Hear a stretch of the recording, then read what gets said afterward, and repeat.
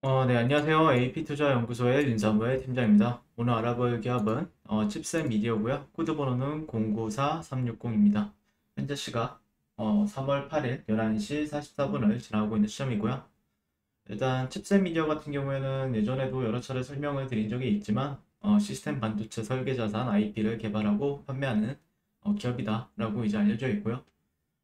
최근에 좀 주가 흐름에 있어서 좀 강세라고 저는 뭐 엄청난 강세 흐름은 아니지만 그래도 좀 차근차근 좀 고점을 높여가는 흐름을 보여주고 있거든요. 네, 그래서 조금 대세 상승의 초입부라고 조금 인지를 하고 있어요. 네. 어, 지난주 종가 마감도 그 주봉상 꼬리가 좀 길게 달리긴 했지만 그래도 조금 잘 해준 편이거든요. 네, 그리고 아직까지 주봉상에서는 5일선을 지켜주고 있다 정도로 인지하는 게 맞지 않을까라고 생각을 하고요. 그다음에 지난주 일본 마감도 상당히 나쁘지 않았죠. 네, 일본 마감도 상당히 나쁘지 않았는데 일단 조금 핵심 레벨이라고 하면은 아무래도 지금 좀 지지와 저항은 좀 뚜렷해지고 있거든요. 네, 지지와 저항은 뚜렷해지는 부분들도 있는데 지난주에 이탈이 나왔다가 오늘 시가는 좀 약간 위에서 시작이 되는 부분들이 있기 때문에 좀 단기적으로 본다라고 하면은 이런 꼴이나 아니면 몸통 구간이 좀 형성이 되었던 가격대 17,000원대를 좀 핵심 가격대로 좀 보는 게 맞지 않을까라고 생각을 합니다. 그리고 이제 최근에 계속해서 칩셋 미디어 같은 경우에는 반도체, 자동차 반도체나 아니면은 최근에 또 이제 메타버스와도 관련해서 지금 현재 조금 메타버스는 약간 후발주자로 움직여주고 있고 아무래도 자동차 차량용 반도체 같은 경우에는 조금 언제 어떻게든 부각을 받을 수 있다. 그리고 삼성전자가 지금 진행하고 있는 M&A 이슈도 있기 때문에 그런 부분이 언제 어떻게든 좀 터질 수 있는 부분들이 있다라고 생각을 하는 부분들이 있고 계속해서 차량용 반도체 수급이 대란이 자동차 시장에서 큰 이슈가 되고 있고 차량용 반도체 같은 경우에는 자동차가 스스로 운전하거나 전기로 움직일 수 있도록 각종 시스템을 제어하는 장치다. 그래서 탑승한 사람들이 차량 내부에서 편안하고 안전하게 이동하려면 반도체는 반드시 탑재되어야 합니다. 그래서 차량용 반도체는 시간이 지날수록 많은 양이 필요할 것으로 예상이 되고 이 반도체가 무엇인지 알아보고 최근 차량용 반도체가 부족해진 이유나 우리나라는 이 문제를 해결하기 위해서 어떠한 노력을 하고 있는지 짚어보도록 한다. 이런 뉴스들도 나왔어요. 예. 그래서 차량용 반도체 같은 경우에는 뭐 예전에도 설명을 드렸지만 뭐 이렇게 세시 제어, 정보 시스템, 뭐 바디 제어, 아니면 드라인 제어 이런 전장 부품이라고 저는 좀 인지를 하고 있고 뭐 나아가서는 자율주행 부품들도 또 이제 차량용 반도체라고 할 수 있겠죠. 네.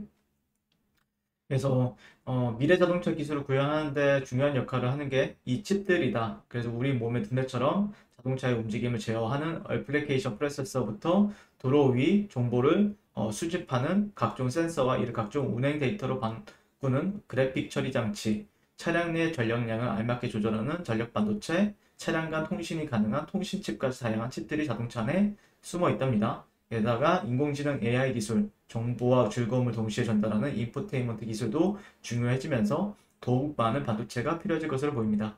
인포테인먼트 같은 경우에는 우리나라에서는 거의 현대모비스가 거의 장악을 하고 있거든요.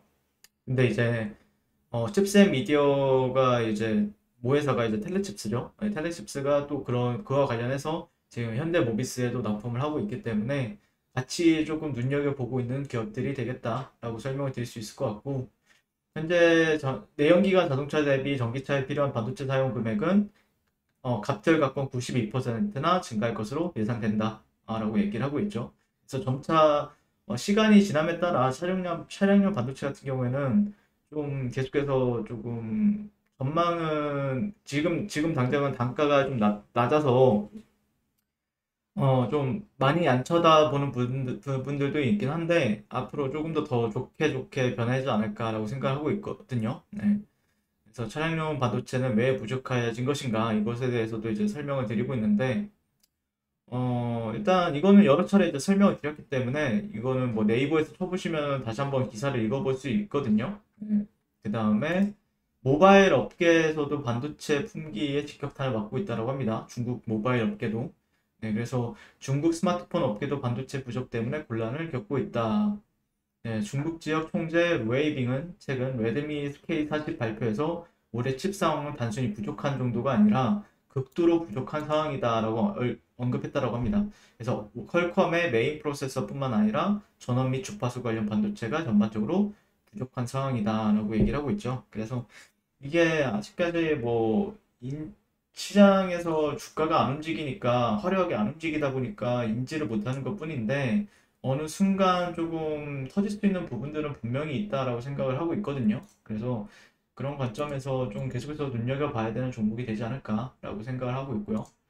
일단 분봉상을 보시게 되면은 음, 분봉을 보게 되면은 예전에도 이제 설명을 드렸던 이런 박스권, 박스권이나 아니면 여기가나 아니면 약간 몸통 구간에 좀 의미를 부여를 하고 좀 지지는 좀 받아주는 상황이에요. 그래서 앞으로 여기가 계속해서 지지가 되어주는가에 대해서 계속해서 볼 필요는 있는 것 같고요.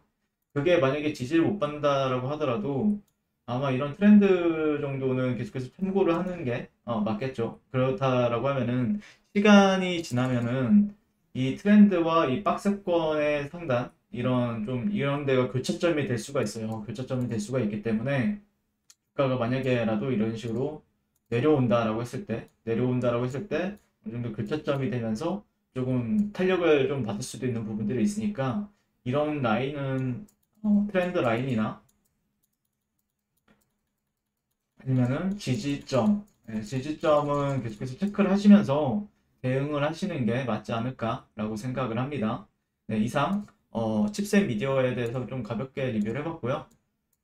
흐름은 좀 양호해 보입니다. 제가 바라보는 관점에서는 어쨌든 신고가의 영역에서 계속해서 놀아주려고 하는 흐름도 그렇고 어느 순간이 되면 한 번 정도는 조금 슈팅이 나와주면서 또 시장의 이목을 나 아니면 수급적인 요인들을 좀 채워줄 수 있지 않을까라고 생각을 하고요. 네, 오늘도 시청해 주셔서 감사드립니다. 항상 성공 투자를 응원하겠습니다.